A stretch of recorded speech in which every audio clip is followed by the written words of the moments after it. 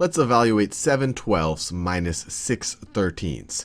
If we're going to add or subtract fractions, we need to have a common denominator. And we clearly do not have a common denominator here. 12 is a different number than 13. So let's figure one out. A common denominator.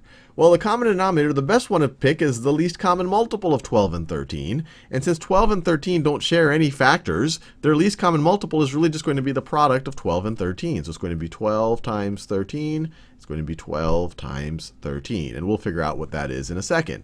But if we're multiplying the denominator over here by 13, we should also multiply the numerator by 13. So this should be 7 times 13. And over here, if we're multiplying the denominator, if we're multiplying 13 times 12, we should also multiply the numerator times 12. So 12 times 6. So notice we haven't changed the value of either fraction. This is 7 twelfths times 13 over 13. This is 6 thirteenths times 12 twelfths, or 1. And of course, we're going to subtract. Now let's evaluate these things. What is 7 times 13? 7 times 10 is 70. 7 times 3 is 21. 70 plus 21 is 91. And if that was a little bit too fast, feel free to pause and work it out by hand to verify that 7 times 13 is 91. 12 times 13. 12 times 12 is 144. Add another 12 to that, you're going to get 156. And from that, we are going to subtract. 12 times 6 is 72.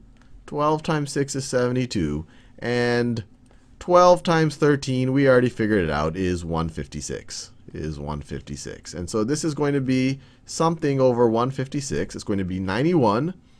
91 minus 72.